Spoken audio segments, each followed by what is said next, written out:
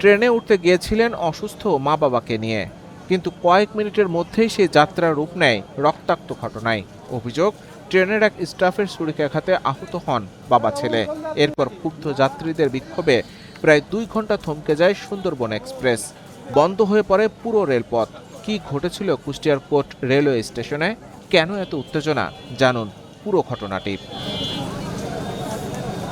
কুষ্টিয়ার coat railway স্টেশনে ঘটে গেল চাঞ্চল্যকর এক ঘটনা। ট্রেনে ওঠাকে কেন্দ্র করে সংঘর্ষের জেরে বাবা ছেলেকে ছুরিকাঘাতের অভিযোগ উঠেছে সুন্দরবন এক্সপ্রেসের এক স্টাফের বিরুদ্ধে। শনিবার দুপুর প্রায় 12টার দিকে কোট রেলওয়ে স্টেশনে এই ঘটনা ঘটে। আহত হয়েছেন শফিউল আওয়াল সুমন ও তার বাবা আব্দুর রহিম। তাদের দ্রুত উদ্ধার করে চিকিৎসার ব্যবস্থা করা হয়।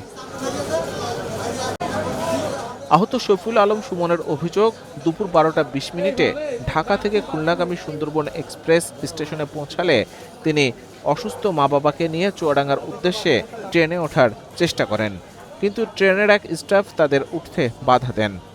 অভিযোগ অনুযায়ী এক পর্যায়ে ধাক্কা দিলে তার মা মাটিতে পড়ে যান।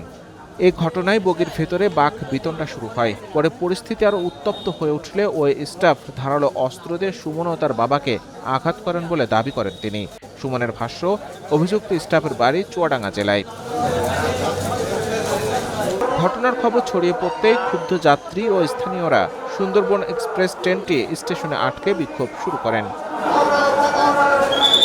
পরিস্থিতি এমন পর্যায়ে পৌঁছায় যে ট্রেনটির লোকোমাস্টার ও ট্রেন পরিচালক ঘটনাস্থল ত্যাগ করেন বলে অভিযোগ ওঠে। বিক্ষোভের কারণে ঢাকা পোড়াদাহ রুটে প্রায় 2 ঘন্টা ট্রেন চলাচল বন্ধ হয়ে যায়। এতে শত শত যাত্রী চরম দুর্ভোগে পড়েন। অনেক ট্রেন নির্ধারিত সময়ের বাইরে আটকে থাকায় যাত্রীদের মধ্যে ক্ষোভ ছড়িয়ে পড়ে। খবর পেয়ে সদর উপজেলা নির্বাহী কর্মকর্তা হারুন আর রশিদ এবং অতিরিক্ত পুলিশ সুপার প্রণব কুমার সরকার ঘটনাস্থলে পৌঁছে পরিস্থিতি নিয়ন্ত্রণে আনেন। যিনি ছুরিকাঘাত করেছেন ইনি হচ্ছে ট্রেনের স্টাফ। ওনাকে আমরা ডিটেক্ট করব, যেহেতু উনি রেলওয়েতে চাকরি করেন, ওনার ডিটেলস পাওয়া যাবে এবং যাত্রীদের যিনি ছুরিকাঘাত হয়েছেন মানে আহত হয়েছেন ওনার অভিযোগের ভিত্তিতে আইনগত ব্যবস্থা গ্রহণ করা হবে। যাত্রী এবং ট্রেনের যারা নিরাপত্তায় নিয়োজিত আছে তাদের মধ্যে একটু সমস্যা হয়েছিল। এখানে যাত্রী ছুরিকাঘাতের শিকার হয়েছে, যাত্রীকে হাসপাতালে চিকিৎসার জন্য পাঠানো হয়েছে। যে ঘটনাটা ঘটিয়েছে তিনি পলাতক। পরবর্তী আইনগত ব্যবস্থা যাত্রীর অভিযোগের ভিত্তিতে গ্রহণ করা হবে। এখন ট্রেন চলাচলের জন্য ব্যবস্থা গ্রহণ করা হয়েছে। ট্রেনের স্টাফ এখন আমরা নাম জানতে পারি না, তথ্য সংগ্রহ চলমান আছে। প্রশাসনের পক্ষ থেকে ঘটনার সুষ্ঠু তদন্ত করে দোষীদের বিরুদ্ধে প্রয়োজনীয় ব্যবস্থা নেওয়ার আশ্বাস দেওয়া হলে বিক্ষোভকারীরা অবরোধ প্রত্যাহার করেন। প্রায় 2 ঘন্টা পর আবারও স্বাভাবিক হয় ঢাকা পোড়াদাহ রুটে ট্রেন চলাচল।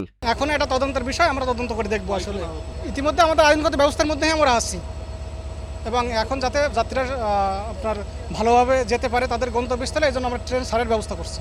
অভিযোগের বিষয়গুলো আমরা আমলে নিয়েছি এবং তদন্ত চলছে। তদন্ত শেষে বলা যাবে আসলে প্রকৃত ঘটনাটি।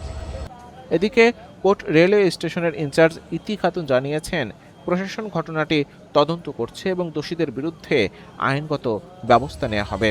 বর্তমানে ট্রেন চলাচল স্বাভাবিক রয়েছে। ঘটনার তদন্ত শেষে প্রকৃত সত্য কি উঠে আসে, অভিযুক্তের বিরুদ্ধে কি ব্যবস্থা নেওয়া হয় এবং আহত বাবা ছেলের অবস্থা কেমন, সেদিকেই এখন সবার নজর। Desk report, news update.